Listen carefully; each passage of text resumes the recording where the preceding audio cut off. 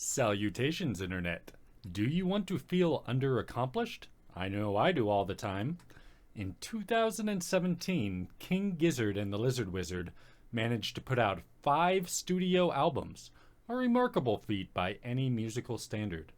They recorded around tour dates in 2018, and in early 2019 they released what I believe to be their best work to date. It's off the hook and catchy. Fishing for Fishies is full of groovy, unique tracks that blend together boogie, advancing technology, with existential dread to create an absolutely astounding album.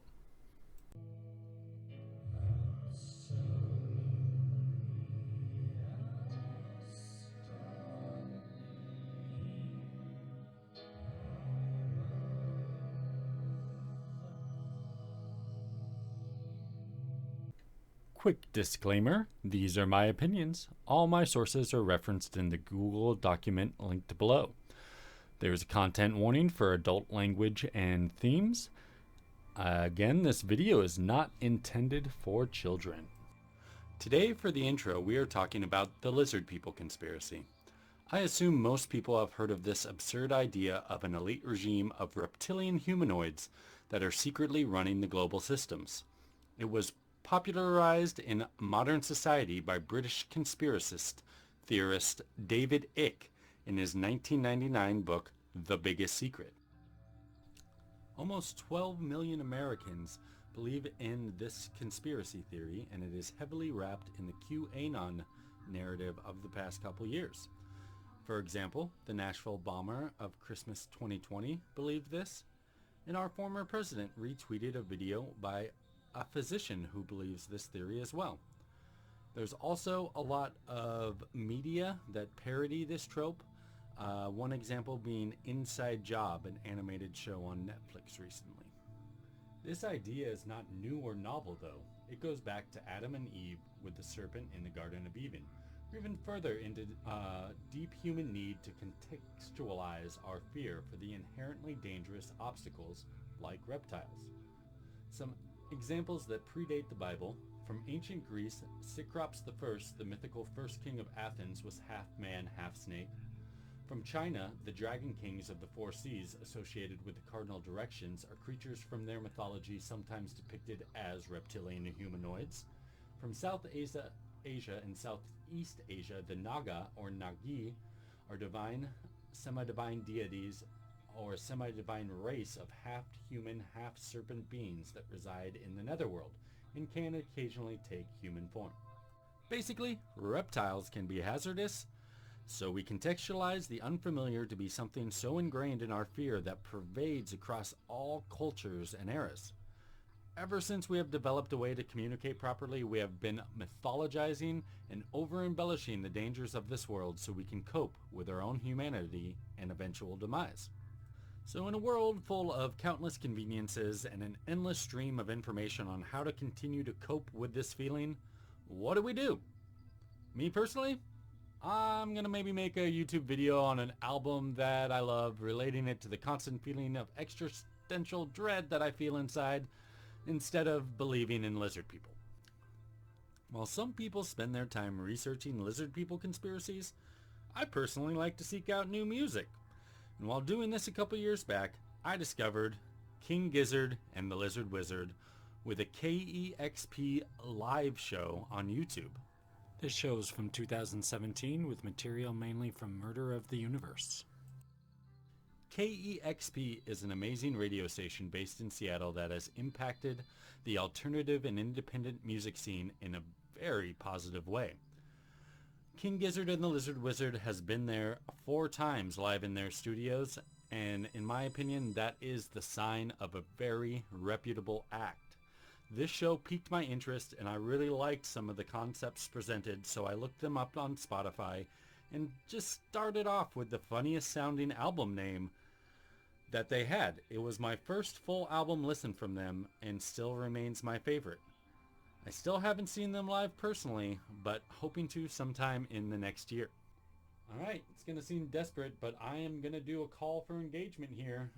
This is my 3rd ever of this series. absolutely astounding albums and just not getting a whole lot of views. So please like, share, comment. This crap will not happen unless I actually request it. So please help me. Alright, let's start out the next section of this video with who is King Gizzard and the Lizard Wizard? Well, they're an Australian group that formed in 2010 in Melbourne at Victoria at Royal Melbourne Institute of Technology. The band consists of Stu McKenzie, Ambrose Kenny Smith, Cook Craig, Joey Walker, Lucas Harwood, Michael Kavanagh, and at the time of the recording for Fishing for Fishies, Eric Moore was also in the band.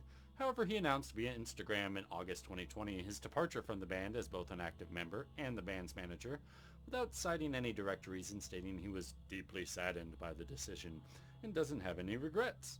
The band further elaborated also that he was stepping away from the band to focus solely on Flightless Records, the label that Giz is on. They have a very large discography for the short amount of time they have been around, as aforementioned in the intro with the 5 albums released in 2017 alone, and I won't go into the entire journey up to Fishing for Fishies here. For big fans of the band, I know my take that Fishing for Fishies is the best is controversial. Everyone is entitled to their own view, and to quote the dude, that's just like your opinion, man. If you are unfamiliar with King Gizzard and the Lizard Wizard, I would recommend Nonagon Infinity, an amazing looping concept album that is incredibly heavy. Their latest release, Butterfly 3000, which is more of a light-hearted album with some good reflections on the pandemic. And also Infest the Rat's Nest, an amazing concept album which is the follow-up to Fishing for Fishies and could be considered a continuation of the concepts in a different musical direction.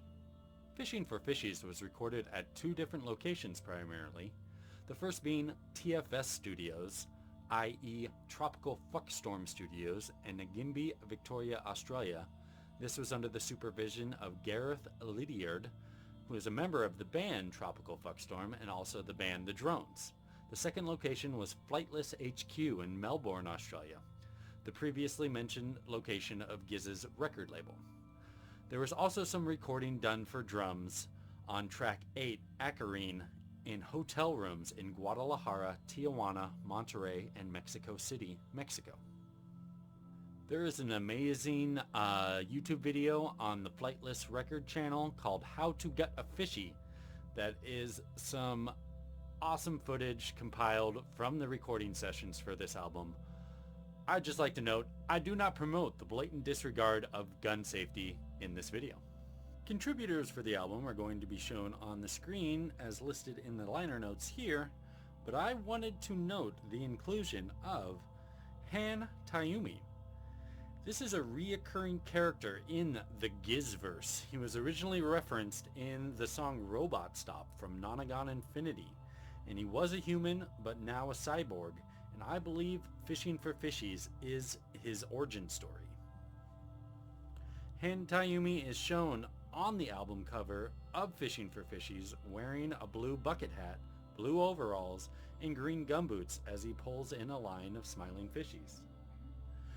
There's a whole Gizverse, as just mentioned, for those interested in diving deeper. I will include some links in the Google document for people who have broken down this amazing creation more. I just have much respect for the band that's creating an entire narrative that spans multiple albums instead of just doing independent concepts for each album. It's really something that you don't see from many artists. Jason Galea is the artist for the cover work and does most of the artwork for the band, including the music videos. One other shout out I want to do before we get into the song by song breakdown is YouTube channel Digital Matt made this video shortly after the album's release, and it has a ton of great ideas, of which I have stolen some, and it's way less rambling than my takes. He has broken down a bunch of other Giz albums too, so please check out his channel. It's great. Good job, man. And finally, into the main body of this video, it's time for the song by song breakdown. First song, Fishin' for Fishies. It's an unconventional but simple drum shuffling to start an amazing clean guitar riff instead of chords that just really drive this song along.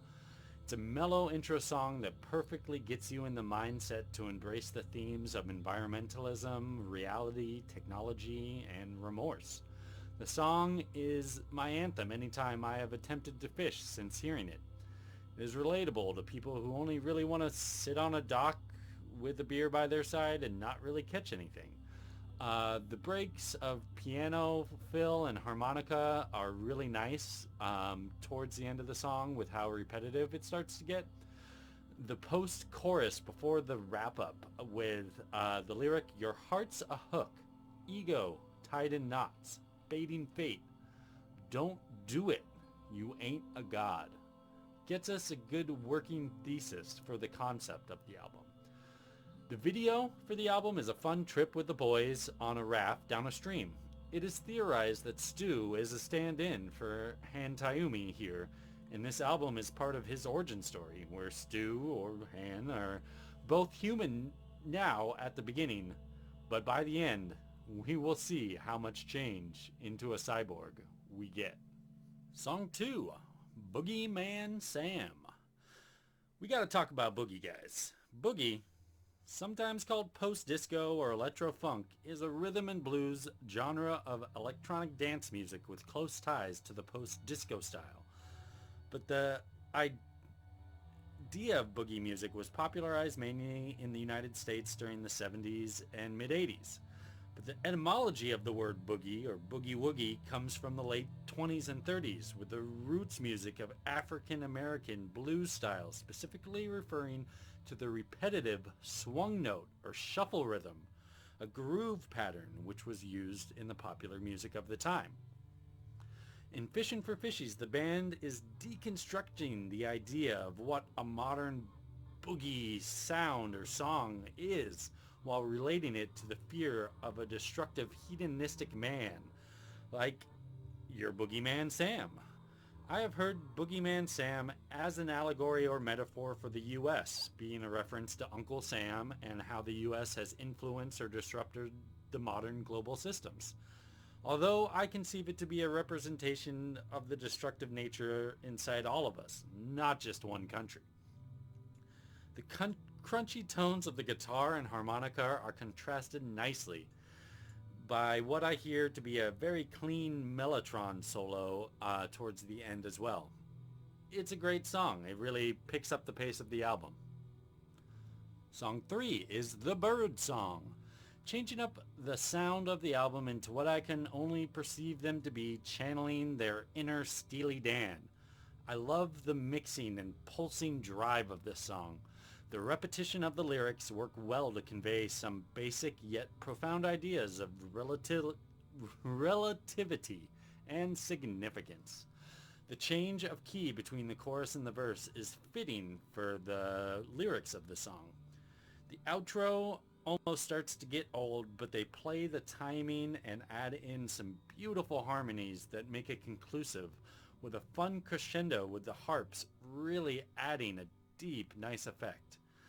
The end does drop out suddenly and leads us nicely into the next song. Song 4 is Plastic Boogie. We immediately get sucked into a party atmosphere with the background noise that supports the call and response atmosphere of the song. We're back on the boogie train, even harder and more amped up this time.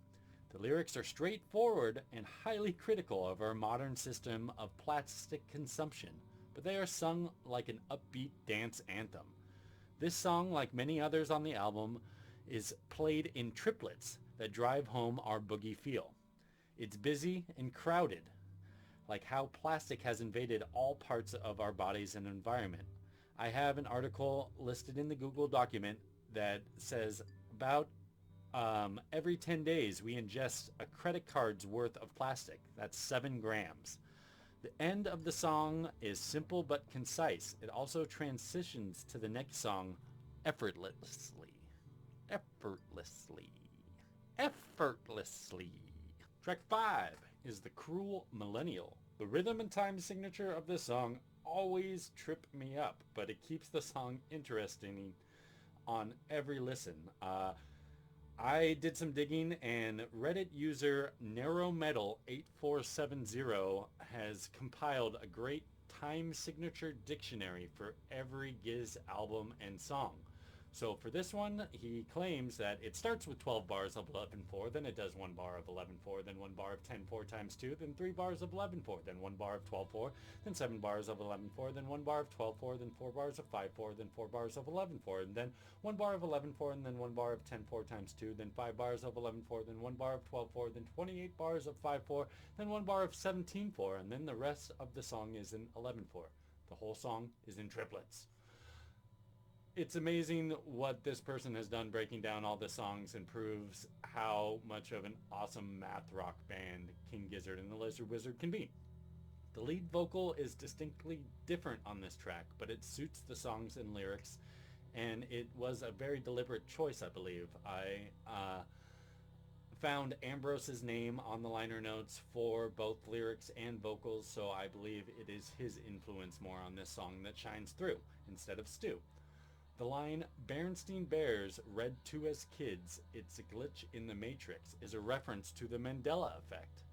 This is something with the word Bernstein being spelled different ways, and its popularity grew on Reddit, and it's just a conversation on the perpetuation of false memories, and it's led some to believe in a possible multiversal convergence or simulation theory having some credence. In this song, after some of the best instrumentals on the album, we get an interesting fade out for a pretty forward and driving song, with at the end just the harmonica and vibraphone giving a quieter closeout to the side A of the album. Track number 6, we're on side B. You're real's not real. We get right into feedback, followed by the chorus, minus the vocals and lyrics that is the core of this song. The heavy chorus, soft verse format is reminiscent of Nirvana and other grunge acts as well, although the verse of this song sounds like a Ween song to me as well. We are in full existential dread mode here, and thrown into constant debate of lacking free will and submitting to false realities. The line that hits me the hardest is, "Can anyone be a martyr from hereafter?" Where we are all culpable in this environmental and technological experiment.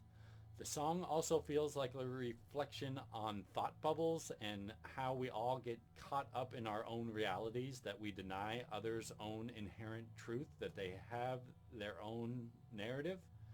Instruments gradually grow the crescendo of the song, and it's just glorious until we get a subtle piano fade out into the next song. Track 7 is This Thing, a favorite of a lot of Giz heads, and for good reason. This song is so well constructed musically and lyrically, it's a pleasure to listen to each and every time. The drum fill between the first 2 verses as a tease for the chorus bridge is so well done and leaves me eager in anticipation. The song structure with the 2 verses first and then the chorus bridge and an outro is just so well done. This thing is so ambiguous. You can wrap up your own story and whatever you need these lyrics to be. We can all relate to having to cut out a partner, friend, or family member for one reason or another. Although we can't change them or what they have done, we still have to deal with the consequences, and thus the line, "All that I know is one of us has to ring it out." The song does not have a conclusion or direction lyrically, in my opinion, but the wrap-up for the outro musically is probably my favorite part of the album, if not one of my favorites of minutes of music ever. We get the repeated line during the outro of, "I won't escape the rip." I find this to be referencing the point that we are at in humanity, the tipping point, as it's called, for climate change and many other ecological systems that humans rely on. Considering this album came out 2-3 years ago, Has anything really improved significantly? No. I'm 35, and I already submit to the fact that the world will be a drastically different place by the time of my passing, whenever that may come. I can only imagine what future generations will have to cope with. Track 8 is Acarine. Acarine disease is caused by the mite Acarapis woodi that gets into the tracheae of the bee through its breathing holes or spiracles in its thorax or midsection. Bees affected by this mite are unable to fly, have disjointed wings, and distended abdomens. It is one of the primary causes of colony collapse syndrome, which has been devastating honeybees for the last couple of decades. We are the bees, and we have become so infested with technology that it is causing collapse. I think the analogy here is pretty open and ready for interpretation. The tone of the album takes a decisively dark turn on this song, although we do get a gradually ascending part that foreshadows the chorus of our next song, Cyboogie. We have passed the tipping point and there is no hope to save our humanity anymore. We must submit to the technology. That is obviously why this song goes into a synth house soundscape at the end in the last couple minutes. This is my least favorite track on the album, and as the second to last song on albums, that is often the weakest point. I think it's just where artists decide to stick their least favorite material of what was chosen to go on the album, because obviously you want to finish with something strong and profound. I still love this song, and it fits perfectly into the overarching story of the album. I just hope to revisit this idea of the weakest song on the album being the second to last one, and we'll see if it pops up on future albums that I do in this series. Now on to the last song. Track 9, Cyboogie. After the end of Acarine with its pulsing synths, we have transformed from human to cyborg. We have not used technology to save our humanity, but used it to transform into whatever the next phase is. While Cyboogie is now a machine, he is still depressed and unfulfilled by the outcome.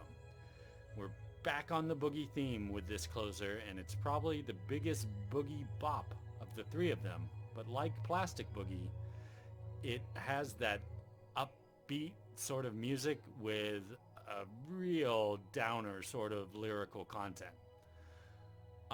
Some of the cryptic reverse lyrics near the end that are credited to Han Taeyumi are as follows. Dance with the devil, yes. Go forth, yes. Boogie, boogie, boogie. Now the stars watch their silhouettes, yes. They left Africa dancing, yes. Their apex was dance, yes. Homo sapiens existed for 200,000 years, yes. That last line can be a somewhat confusing conclusion to what I considered the thesis found on the opening track. This song does have an amazing video, which clearly displays our themes of transformation, with the band being fully encompassed by their electronic instruments. Alright, we covered the entire album, now let's try to get some conclusion. We all need something to represent our fear of the unknown with our current information of what is known. Our brains are still very much wired to operate on the fight or flight capabilities of our pre-civilization ancestors, but rarely do we face the same day-to-day dangers that they did. Some people will look for a boogeyman or scapegoat to lay their fears into, like the lizard people conspiracy that we talked about in our intro. However, there's an ever-growing issue of how we are making our only planet uninhabitable before we have the ability to colonize any planet outside of it. But it's hard to blame any one group or person for this. And what do we actually do about it? We grow more advanced at an exponential rate with how technology has advanced, but instead of using the tools at our disposal to help preserve our only home, we are slowly becoming more dependent on the technological systems that are destroying it. Existential dread is real. If you've ever watched an episode of Black Mirror or a video from the YouTube channel Kyrgyzstan, i.e. In a Nutshell, you know what I mean. Those people even have a playlist named Existential Crisis. So what I believe King Gizzard and the Lizard Wizard does on Fishing for Fishies is use this feeling to craft an amazing genre-bending collection of songs that reflect our confusion and transformation from human to something more, while still contemplating the loss of our natural origins. They are building a modern mythos, and I believe this album is a great example of how human ecology is being rapidly changed by technology, and not always for the best intentions. This album is underrated amongst the fans of the band and the public in general. I cannot express how much I adore it and appreciate you taking the time today with me to just listen to me ramble about it for a while and how it has influenced me. Are there any other albums like this that are both a study on a musical genre while embracing a grand concept like how humanity is succumbing to the evils of technology while destroying our home planet that aren't Giz? Because pretty much every Giz album is kind of on this theme. Please comment them below. Check out my experimental ambient music under TaytorsPrecious. I have an EP and an LP. They can be found on this channel, Spotify, or wherever you listen to music online. Hey, thanks for spending some time with me today. Now take it easy or take it sleazy. That's your choice.